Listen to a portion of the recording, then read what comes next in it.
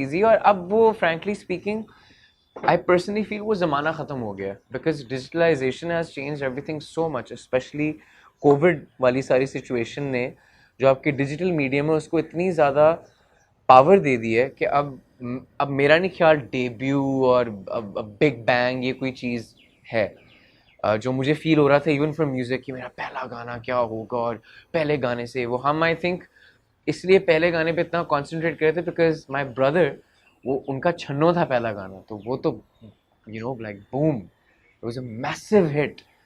तो there was constant like comparison which on a very subconscious level we kept doing, from which we had to break away कि यार नहीं छोड़ दो अब। तो ड्रामा भी करने का डिसीजन जो था वो कुछ हद तक इस तरह था कि यार I need to forget that I'm anyone's brother, I need to forget everything and I just need to do things that I like। अच्छा, अब इसमें दो बातें हैं। एक तो ये है कि because this overwhelming pressure because you Ali Zafar's brother, और जो आप ये सारी बात कर रहे हैं, दूसरी तरफ पीपल वुड से कि यार there is a silver lining कि इसको तो चांस मिल गया, और वो भी चांस अगर हो जाता तो वो और बड़ी बात होती यार कि जहाँ पे पाकिस्तान में लोगों को नहीं चांस मिलता, ये तो डायरेक्ट इंडिया बॉलीवुड में भी यश राज, तो that's also like a big deal. How do you see that aspect कि यार के there is a lot of privilege there, right? और वो फिर then there is the entire conversation nepotism वाली, उसके बारे में क्या आपके तबसरा है आपका? तबसरा, I can't deny that there is privilege. Facts are facts. But the thing is, I didn't choose which family to be born in. I didn't choose what my brother was going to do.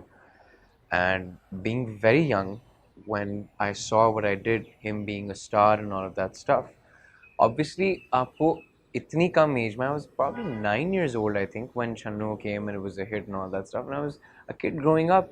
तो मेरे घर में एक larger than life एक बंदा आ गया था एकदम, you know, from being a nobody to everyone, you know, like swarming him wherever we would go, और इतनी attention सब कुछ। तो इतनी young age में मैंने देखा, मुझे भी obviously कुछ हद तक काफ़ी कुछ fascinate किया। तो मेरे mind ने एक पूरा system बनाना शुरू कर दिया कि अच्छा, you know, this is something that even I would like to do। I think if you put not only an artist in this category, अगर कोई भी अपने घर में किसी भी प्रोफेशन में आप देखें, डॉक्टर कोई बन रहा है, कोई इंजीनियर बन रहा है, whatever profession anyone is going for, and consequently their younger sibling or their child, if by seeing them they get inspired to also follow in their footsteps, इसमें कोई गलत बात तो नहीं है, it's completely fair। कल को if I have a daughter, if I have a son, they want to step in, so obviously I'd support them। But here's the difference. The difference is I can open the door for them, but whatever they do once they step inside that room is on their own। उसमें मैं कुछ नहीं कर सकता। उनकी acting मैं तो नहीं उनके अंदर घुस के कुछ निकलवा सकता ना। सो वो जो करेंगे वो फिर अपने बलबूते पे करेंगे। दूसरी चीज़ ये है कि whenever anyone steps in to the industry, it's always the fans and the people who see you and they like you and accept you that give you the power to make it as a star। if I put out songs और मेरा 1000 view भी ना होता मेरे गाने पे, या 10 comment भी ना होते कि यार बहुत आला लड़के तू क्या गाने बना रहा है, तो मैं ना करता म्यूजिक शायद। It's because I started getting the response that made me feel like okay, I am making my mark and you know I do deserve this।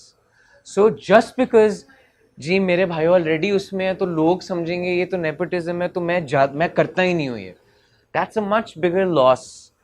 जो बंदा किसी की भी कनेक्शन के थ्रू इस फील्ड में आगे आता है उसको it's only the fans and the listeners and the people that give them the power to succeed if they love their work, which touch wood अल्हम्दुलिल्लाह लोग पसंद कर रहे हैं काम मेरा। So you know that's where I stand on this debate. अगर कोई डॉक्टर है उसका बेटा डॉक्टर बनना चाहता है क्या ये बड़ी कॉमन एग्जांपल है आजकल। सारे जो जिनके कुछ ना कुछ रूट्स हैं इंडस्ट्री में वो यही कहते हैं कि यार कि अगर कोई लॉयर है और कोई लॉयर बनना चाहता है, क्या वो बिजनेस कर रहा है, अगर एक बिजनेसमैन है उसका बेटा है, ठीक है, उसने पूरी एम्पायर खड़ी की है, उसका बेटा आना चाहता है बिजनेस में, पहली अपॉर्चुनिटी तो वही वाली बात है जब आप अपॉर्चुनिटी कह रहे हैं कि फेयर अपॉर्चुनिटी सबको मिलनी चाहिए, तो फिर fair opportunity of course fair opportunity तो सबको मिलनी चाहिए।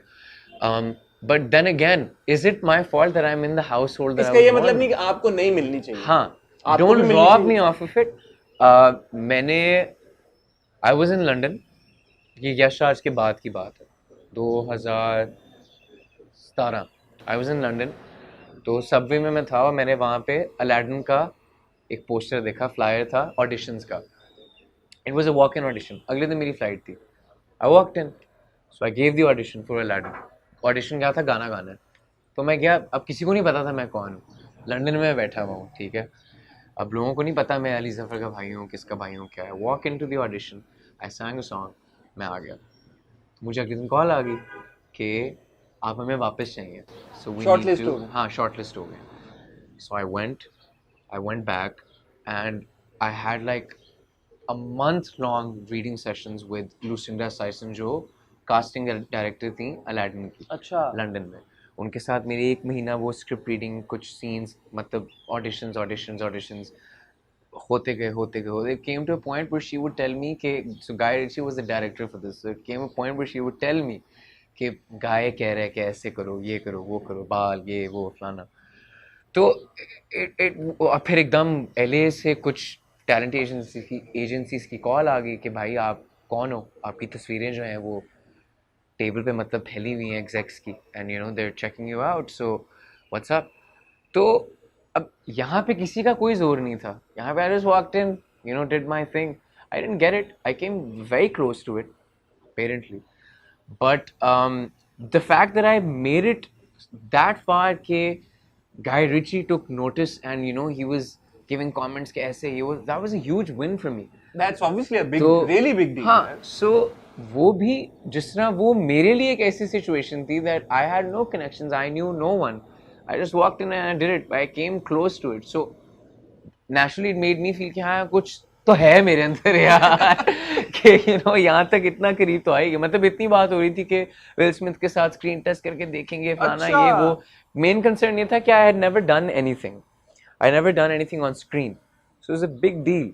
सो you know, what if he can't do it in front of the camera when there's thousands of people around you, and you know, मतलब इतना बड़ा, thousands तो नहीं है, but when there's such a big set and there's such big actors and all of that stuff and there's a time crunch and there's And so much eventually money millions involved, of people are yeah, supposed to watch you. yeah, millions of dollars of money that's also involved. Yeah. So eventually it was a big pressure thing for them, or probably that I just wasn't that great of an actor. No, but for the thank role. you for sharing that anecdote. But, I think that जिनको थोड़े से अगर doubt हैं, अब वो थोड़ा इसको देख के उनको नहीं, डाउट्स इससे भी नहीं जाएंगे. मेरा बस काम है, जैसे जैसे मैं काम करता रहूँगा उसी तरह.